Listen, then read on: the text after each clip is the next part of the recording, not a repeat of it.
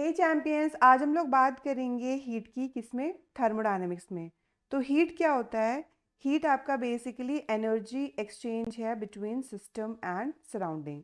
या अगर मैं इसको दूसरे तरीके से कहूँ तो मैं ये भी कह सकती हूँ कि हीट एनर्जी ट्रांसफ़र करने का तरीका है। और ये कब होता है? जब टेम्परेचर का डिफरेंस हो। और जीरोथ लॉ ऑफ थर्मोडायनेमिक्स भी यही कहता है। Is that clear? दूसरी चीज़ ये आती है, जब मैं बात करती हूँ सिंबल ऑफ हीट की, तो वो क्या होता है? उसको हम लोग डिनोट करते हैं कैपिटल क्यू से। और अगर मैं बात करती हूँ यूनिट की, तो SI unit of heat is joule and common unit of heat is calorie. तो अगर मैं बात करती हूँ कन्वर्जन फैक्टर की, तो कन्वर्जन फैक्टर क्या होता है? 1 calorie equals to 4.182 joule. So heat एक एनर्जी ट्रांसफ़र करने का तरीका है। और ये तब आता है जब दो बॉडी में टेम्परेचर का डिफरेंस हो। क्लियर है? अब हम लोग ये समझते हैं कि हीट का सिग्निफिकेंस क्या है। तो जब मैं बात करती हूँ हीट के सिग्निफिकेंस की, तो उसमें हम लोग क्या पढ़ेंगे? साइन कन्वेंशन के बारे में। ठीक है? केमिस्ट्री हमसे ये कहती है कि heat given to the system is always positive. सही बात है। सिस्टम को अगर हीट मिलेगी तो उसकी एनर्जी क्या हो जाएगी? बढ़ जाएगी। तो उसको हम पॉजिटिव की तरह लेते हैं। ठीक है? दूसरा ये कहता है कि heat given by the system is always negative. अब सिस्टम जाके किसी को हीट देगा, सिस्टम जब किसी को हीट दे देगा तो सिस्टम की जो एनर्जी है वो क्या हो जाएगी? वो कम हो जाएगी और वो नेगेटिव में चला जाएगा। क्लियर है? तो अब हम लोग बात करेंगे specific heat capacity of gases की, और इसको हम लोग डिनोट करते हैं स्मॉल सी से। तो अब अगर मैं बात करती हूँ इसके फॉर्मूले की, तो फॉर्मूला क्या होता है? C is equal to Q upon M delta T. कहने का मतलब है amount of heat required to raise the temperature of unit mass by unit degree centigrade और Celsius is called specific heat capacity. 1 gram gas का temperature 1 degree बढ़ाने के लिए जितनी हीट चाहिए होती है उसको हम लोग क्या कहते हैं? Specific heat capacity of gases. जैसे कि specific heat capacity of water की कितनी वैल्यू होती है? 4.2 जूल पर ग्राम डिग्री सेल्सियस। तो ये क्या कहना चाहता है? ये कहना चाहता है कि 1 ग्राम वाटर को अपना टेम्परेचर 1 डिग्री बढ़ाने के लिए 4.2 जूल हीट चाहिए होती है। ठीक है? अब अगर मैं बात करूँ इसकी यूनिट की, तो ये चीज़ यहीं से क्लियर हो रही है। C is equal to Q upon M delta T होता है। तो Q की यूनिट क्या होती है? जूल हीट की। और M किस में होता है? ग्राम में। और delta T in degree Celsius. तो यूनिट क्या आ जाएगी? जूल पर ग्राम डिग्री सेल्सियस। यस और नो? ठीक है? और आपको याद हो तो पिछली क्लास में मैंने आपको प्रोसेस के बारे में बताया था। तो यहाँ पे दो प्रोसेस के बारे में हम लोग बात करेंगे। The first one is isothermal and the second one is adiabatic.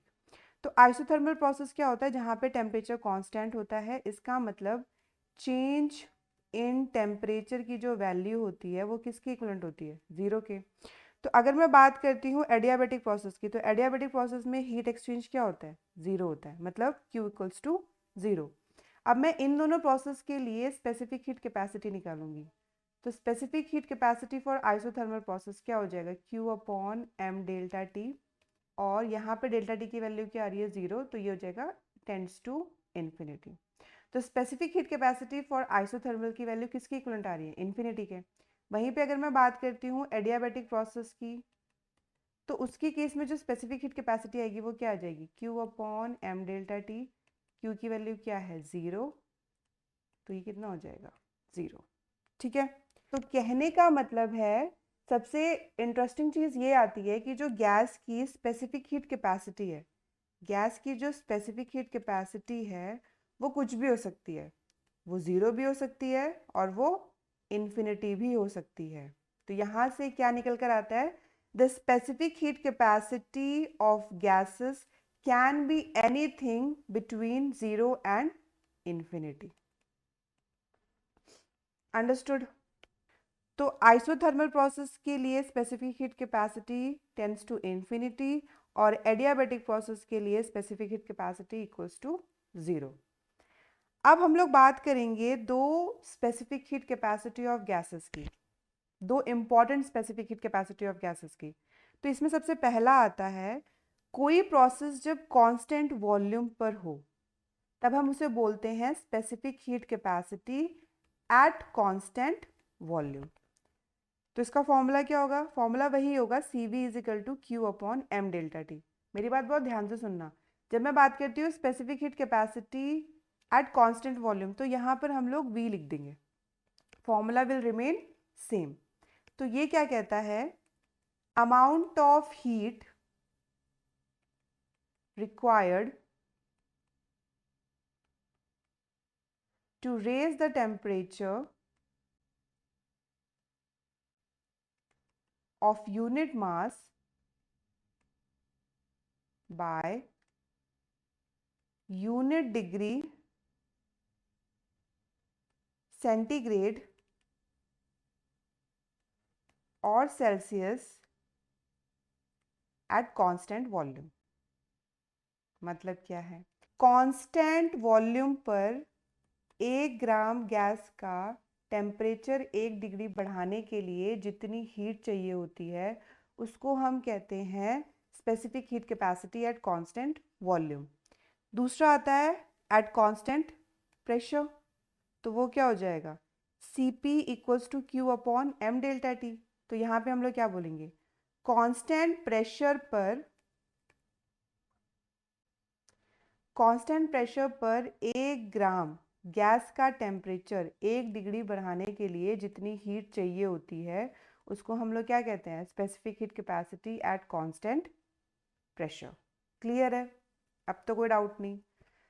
लेकिन एक्चुअली में हमें पढ़ना क्या है, एक्चुअली में हमें पढ़ना है molar specific heat capacity of gases, जिसको हम लोग डिनोट करते हैं कैपिटल C से। तो इसका फॉर्मूला क्या होता है, इसका फॉर्मूला होता है C equals to Q upon N delta T. तो ये क्या रहा है, amount of heat required to raise the temperature of 1 mole of a gas by 1 degree Celsius. कहने का मतलब है 1 मोल गैस का टेम्परेचर 1 डिग्री बढ़ाने के लिए जितनी हीट चाहिए होती है उसको हम लोग कहते हैं मोलर स्पेसिफिक हीट कैपेसिटी। ठीक है, तो अगर मैं बात करती हूँ molar specific heat capacity at constant volume तो वो क्या हो जाएगा, capital CV equals to Q upon N delta T. मतलब कांस्टेंट वॉल्यूम